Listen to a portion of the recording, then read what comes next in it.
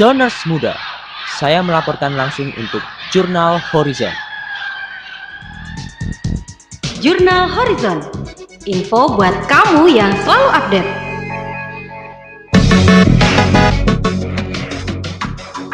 ...107,7 Horizon Radio, suara zona muda. Live dari Studio 1 Horizon Radio dalam Jurnal Horizon, edisi 23 Januari 2014. Selama 15 menit ke depan, saya Ayu Windari akan menemani Anda dengan informasi aktual dan menarik. Berikut berita selengkapnya. Jurnal Horizon, info buat kamu yang selalu update. Kereta api Senja Utama Solo menabrak 4 motor di pintu perlintasan Gamping Sleman. Tabrakan terjadi pada pukul 7.10 pagi. Kereta menabrak 4 motor dan mengakibatkan 4 orang meninggal serta 1 orang kritis. Menurut saksi mata, Priyo Purnomo, tabrakan terjadi saat pintu palang terbuka setelah kereta Pramex melintas dari arah kota Yogyakarta. Tak disangka dari arah barat muncul kereta api Senja Utama Solo yang menuju arah Yogyakarta. Kereta Pramex ya? Lewat. Palang pintu kan tertutup kabeh sama? Iya. Pantatnya lewat, buka pintu. Ya, jalan. Maju sampai sini, saya lihat ke sana kok kereta lagi. Saya teriak, weh, gitu. Tapi yang dari sana bablas terus. Pas di depan saya, duer. Yang saya lihat itu 3 motor. Nggak tahu yang satu itu keserempet atau gimana ya. Seluruh korban saat ini sudah dibawa ke Rumah Sakit Sarjito. Penjaga palang pintu sudah diamankan ke Polsek Gamping. Kasus ini sekarang sudah ditangani oleh Polres Sleman dan masih dalam proses penyelidikan. Dinas Sosial dan Ketenagakerjaan atau Dinsosnakertrans Kota Yogyakarta berhasil mendistribusikan Kartu Menuju Sejahtera atau KMS. Program KMS selama ini digunakan untuk menjamin pendidikan, kesehatan, dan santunan kematian. Jumlah warga yang menerima KMS pada tahun 2014 sebanyak 20.481 kepala keluarga. KMS diterbitkan pada tanggal 22 Januari 2014. Sedangkan pendataannya dilakukan sejak pertengahan tahun 2013.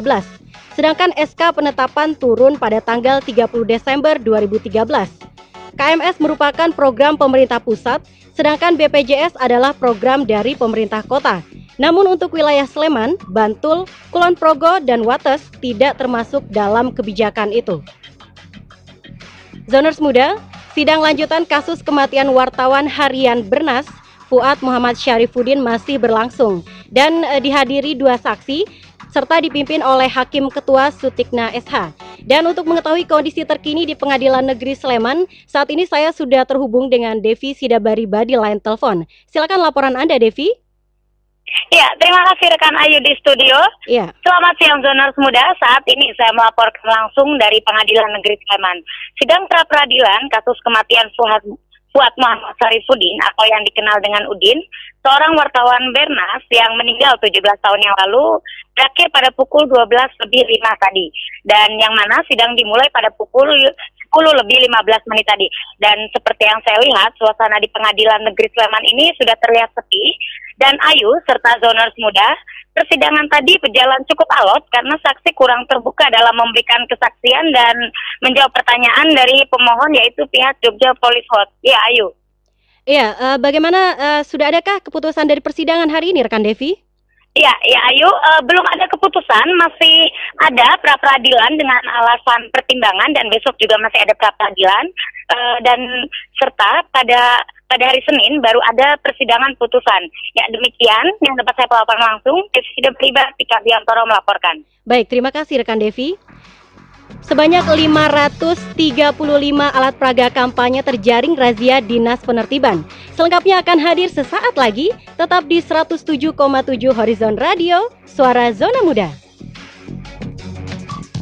Jurnal Horizon, info buat kamu yang selalu update.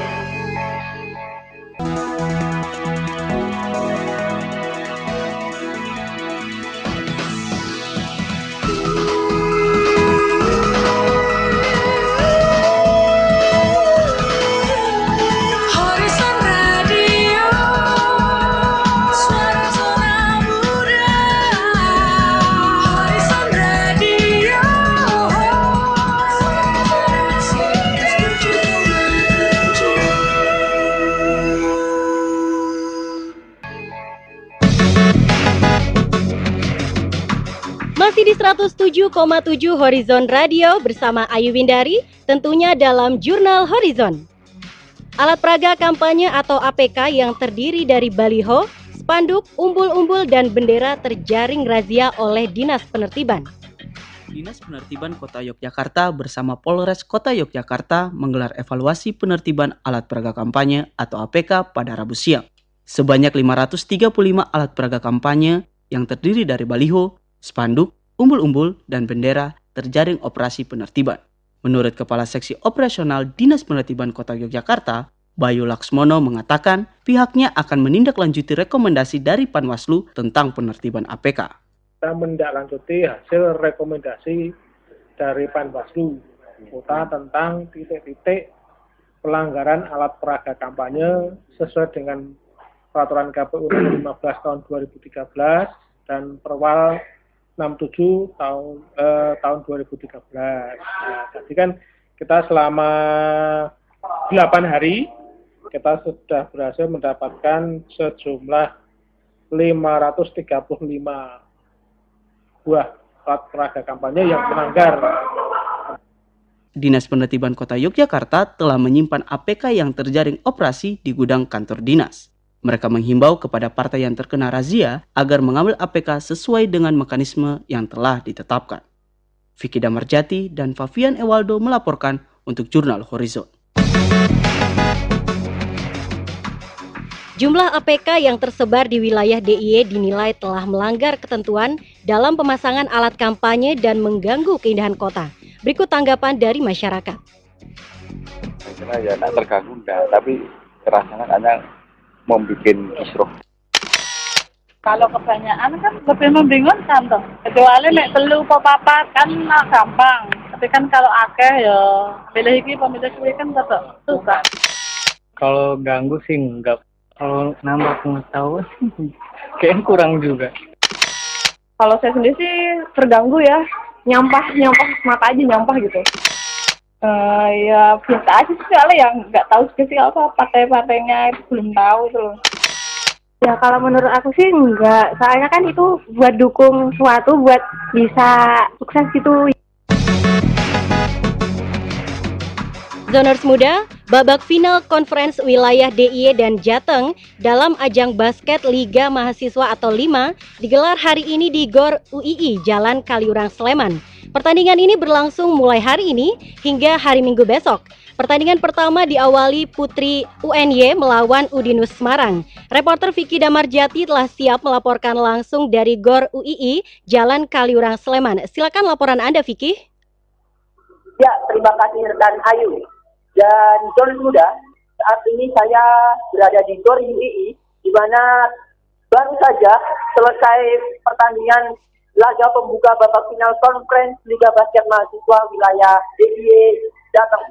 Dan pertandingan yang baru saja berlangsung adalah antara Universitas Negeri Yogyakarta melawan Udinus Semarang yang dimenangkan oleh Udinus Semarang dengan skor 54-40. Dan Liga Basket Mahasiswa ini digelar hari ini hingga minggu besok.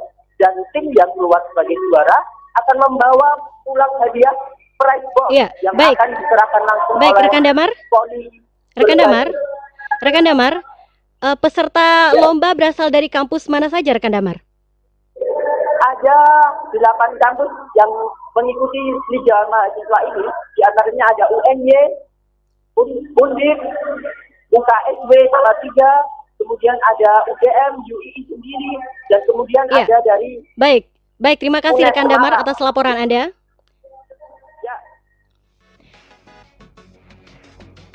Zoners Muda yang sering nongkrong di angkringan Wijilan mungkin mengenal sosok inspiratif satu ini. Dengan sekuat tenaga beliau menghidupi keluarganya. Berikut kisah selengkapnya.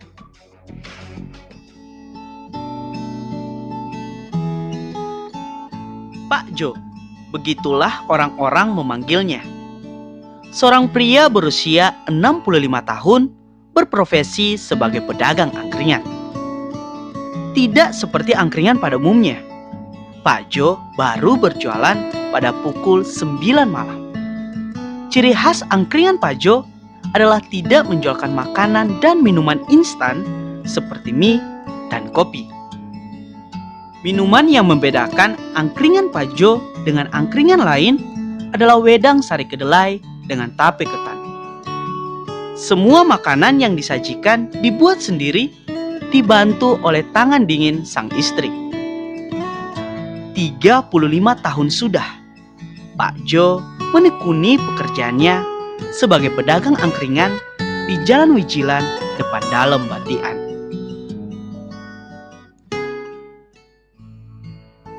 Pak Jo hanya tinggal berdua dengan istrinya di rumah yang sangat sederhana, berukuran sekitar 3 kali 5 meter.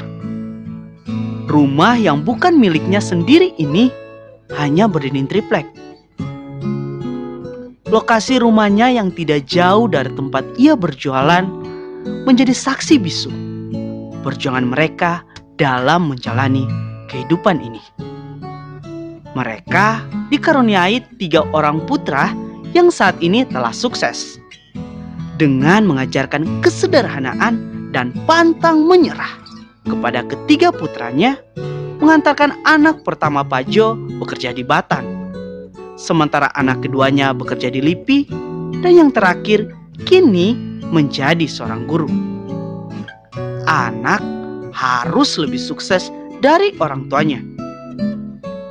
Begitulah prinsip Pak Jo, walaupun ia sendiri hidup dengan kondisi yang sangat sederhana.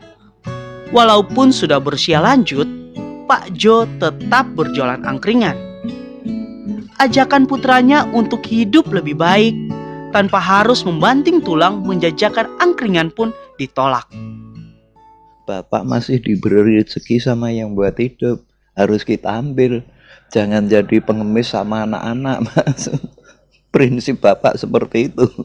Bapak masih bisa, masih sehat, dan sama yang buat hidup masih diberi rezeki, harus kita ambil, Mas. Jangan terus bangga anak-anak dianggap sukses, wah hebat, jangan. Kalau kita sudah tidak mampu, itu baru minta anak. Manfaatkanlah orang tua, tapi bukan memerasnya. Begitulah pesan Pak Jo. Gunakanlah apa yang orang tua kita punya, dan jangan pernah menyia-nyiakannya.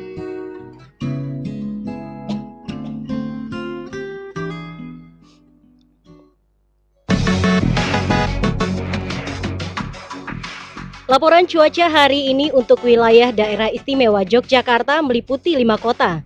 Untuk Wates hujan ringan, Bantul hujan ringan, Wonosari hujan ringan, Sleman hujan ringan, dan kota Yogyakarta hujan ringan dengan suhu udara antara 23 hingga 31 derajat Celcius dan dengan kelembapan udara 70 hingga 95%. Badan Meteorologi, Klimatologi, dan Geofisika DIY menyatakan gangguan cuaca akan terjadi di Laut Selatan DIY dengan ketinggian gelombang mencapai 3,5 meter. Laporan cuaca tadi sekaligus menjadi penutup jurnal Horizon hari ini. Saya Ayu Windari beserta kru yang bertugas pamit. Update terus informasi Anda melalui website kami di www.horizoncorporation.net dan temukan inspirasimu hanya di 107,7 Horizon Radio, Suara Zona Muda. Horizon Radio.